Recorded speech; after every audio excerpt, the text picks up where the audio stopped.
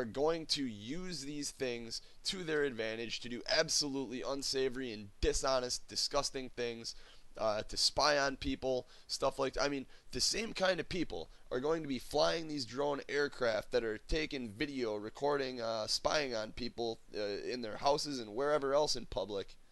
The same kind of people that are going to be piloting these planes are the kind of people that you see grabbing nut sacks for TSA pat downs right now.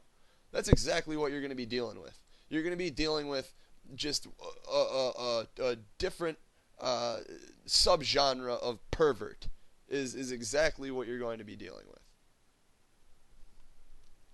The police are likely to use drones in tactical operations and to view clearly public spaces. Legal experts say they will have to obtain a warrant to spy on private homes. Huh, yeah, okay, you can say that. But if these guys are flying around and they can just, control the plane, remote control, I'm gonna fly this thing wherever I wanna fly it.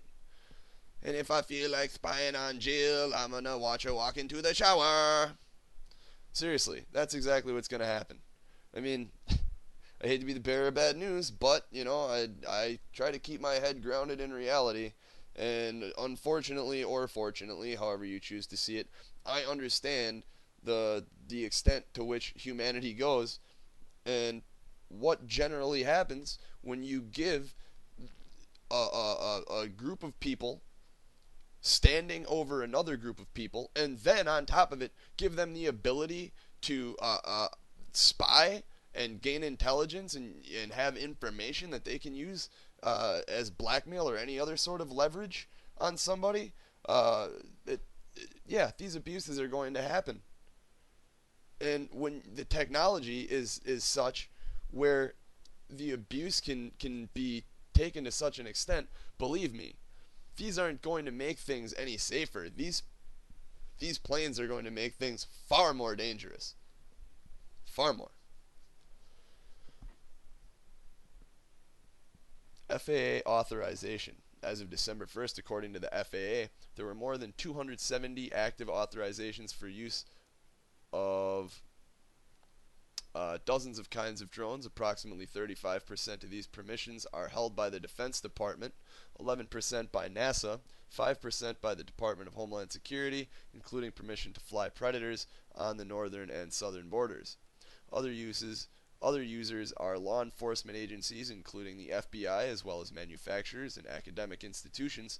For now, only a handful of police departments and sheriff's offices in the United States, including Queen Anne's County, Maryland, Miami-Dade County, Florida, and Mesa County, Colorado, fly drones. They so do as part of pilot programs that mostly limit the use of the drones to training exercises over unpopulated areas.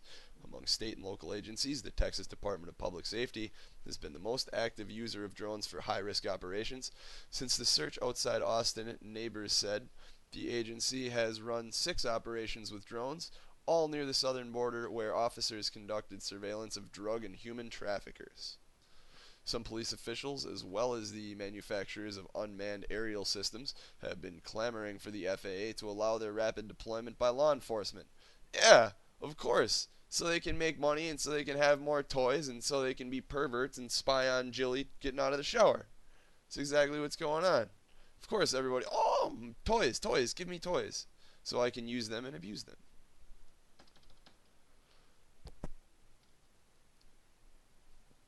Overseas, the drones have drawn interest as well. A consortium of police departments in Britain is developing plans to use them to monitor the roads, watch public events such as protests, and conduct covert urban surveillance, according to the Guardian newspaper. Alright, these things are going to be watching protest events.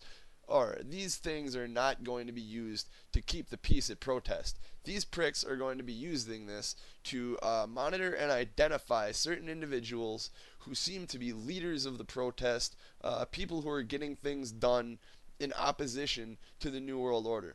That's exactly what these things are going to be used for. They can try to sell it to the public like, oh yeah, they're going to be used to keep the peace and right.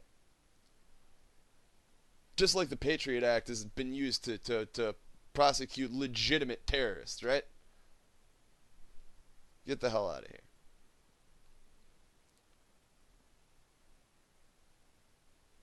Senior British police officials would like the machines to be in the air in time for the 2012 Olympics in London. Not since the taser has a technology promised so much for law enforcement, said Ben Miller of the Mesa County Sheriff's Office, which has used its drone called the Dragonflyer to search for missing persons after receiving emergency authorization from the FAA. Cost has become a big selling point. The drone system, which includes a ground operating computer, can cost less than $50,000. The new police helicopter can cost up to $1 million. As a consequence, fewer than 300 of the approximately 19,000 law enforcement agencies in the United States have an aviation capability. Quote, the cost issue is significant, said Martin Jackson, president of the Airborne Law Enforcement Association. Once they open the airspace up to drones, I think there will be quite a bit of demand, unquote.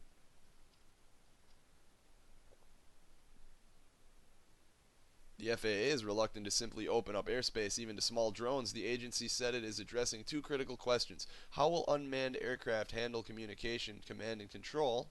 And how will they sense and avoid other aircraft, a basic safety element in manned aviation? Military studies suggest that drones have a much higher accident rate than manned aircraft. That is in part because the military is using drones in a battlefield environment, but even outside war zones, drones have slipped out of their handlers' control. Domestic use of aerial drones by law enforcement. Oh, okay, I thought this is the new section of the article. In the summer, a Navy drone experiencing what the military called a software problem wandered into restricted Washington airspace. Last month, a small Mexican Army drone crashed into a residential yard in El Paso. There are also regulatory issues with civilian agencies using military frequencies to operate drones, a problem that surfaced in recent months and has grounded the Texas DPS drones, which have not been flown since August. What level of trust do we give this technology? We just don't yet have that data, said John Allen, Director of Flight Standards Services in the FAA's Office of Aviation Safety. Quote, we are moving cautiously to keep the national airspace system safe for all civil operations. It's the FAA's responsibility to make sure no one is harmed by an unmanned aircraft system in the air or on the ground. Officials in Texas said they supported the FAA's concern about safety. Quote, we have 23 aircrafts, 50 pilots. So I'm of the opinion that the FAA should proceed cautiously, Neighbor said. Legal touchstones. Much of the legal framework to fly the drones has been established by cases that have examined the use of manned aircraft and various technologies to conduct surveillance of both public spaces and private homes. So, basically what they're saying is that these airplanes, these drone airplanes, have a much higher crash rate, even outside of military use. And we're drafting the laws that govern the use of these drone planes under the same guidelines as we would manned aircraft, which makes absolutely no sense whatsoever. In a 1986 Supreme Court case, justices were asked whether a police department violated constitutional protections against illegal search and seizures after... let me move up a paragraph here. Going back to the legal touchstones section of the article, much of the legal framework to fly the drones has been established by cases that have examined the use of manned aircraft and various technologies to conduct surveillance of both public spaces and private homes. In 1986 Supreme Court case, justices were asked whether a police department violated constitutional protections against illegal search and seizures after it flew a small plane above the backyard of a man suspected of growing marijuana. The court ruled that, quote, the Fourth Amendment simply does not require the police traveling in the public airways at this altitude to obtain a warrant in order to observe what is visible to the naked eye, unquote. In a 2001 case, however, also involving a search for marijuana, the court was more skeptical of the police tactics. It ruled that an Oregon police department conducted an illegal search when it used the thermal imaging device to detect heat coming from the home of a man suspected of growing marijuana indoors. Quote, the question we confront today is what limits there are upon this power of technology to shrink the realm of guaranteed privacy. Justice Antonin Scalia wrote in the 2001 case. Still, Joseph J. Vasic Vacek, maybe, a professor in the aviation department at the University of North Dakota who has studied the potential use of drones in law enforcement, said the main objections to the use of domestic drones will probably have little to do with the Constitution. What? Who is this Joseph J. Vacek guy? Professor in aviation department at the University of North Dakota? Oh my lord. He says the main objections to the use of domestic drones will probably have little to do with the Constitution. What kind of hardcore controlled substance is this fool puffin'? That is an outrageous statement. At least one community is already balked at the prospect of unmanned aircraft. The Houston Police Department considered participating in a pilot program to study the use of drones, including for evacuations, search and rescue, and tactical operations. In the end, it withdrew. A spokesman for Houston Police said the department would not comment on why the program, to have been run in cooperation with the FAA, was aborted in 2007, but traffic tickets might have had something to do with it. When KPRC-TV in Houston, which is owned by the Washington Post Company, discovered a secret drone air show for dozens of officers at the remote location 70 miles from Houston, police officials were forced to call a hasty news conference to explain their interest in the technology. A senior officer in Houston then mentioned to reporters that drones might ultimately be used for recording traffic violations. Federal officials said support for the program crashed. Sounds to me like what happened was they were messing around with the idea of bringing these things in. They weren't telling people about it. People started finding out about it. Then they said, oh yeah, we were going to use those to monitor traffic violations. And the people said, we're not buying it. That's what it sounds like to me.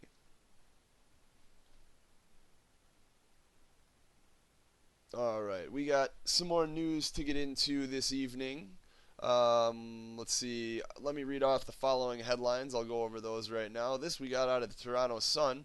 Rogan stunned by Lucas's 2012 theory. Apparently George Lucas has made some comments about 2012. I'm not sure exactly what it was, but we'll be getting to that here later on in the show. Out of the Chicago Sun-Times, we have police sensing crime before it happens. No, I'm not joking. This out of tgdaily.com. Analysis. Forum for the Future proposes a, quote, planned-opolis. Sounds pretty New World Order to me.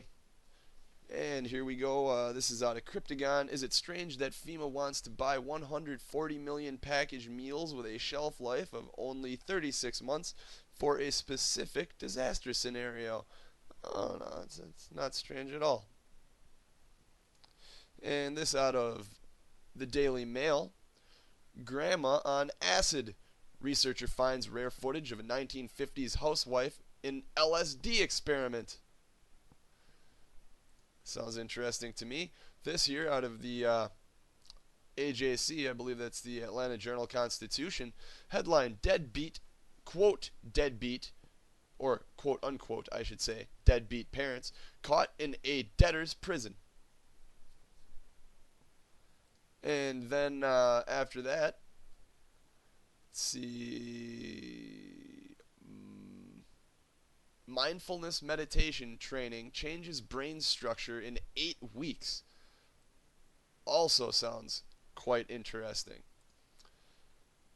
And then, of course, we have my announcement coming up when we come back from break. I'll get into that. And also, when we come back from break, I will also get into my confrontation with Alex Jones on the issue of the Council for National Policy.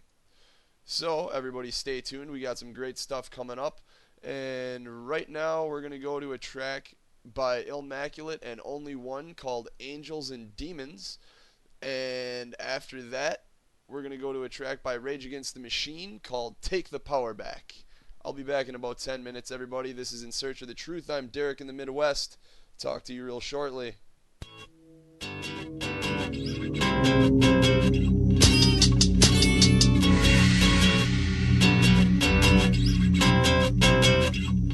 She work in the corner hungry, but these streets got plenty crack for bloody massacre. Passengers with money asking her for sex. Money hungry scavengers circle in the air. Quiet capital realism, the only culture we share. It's lost paradise.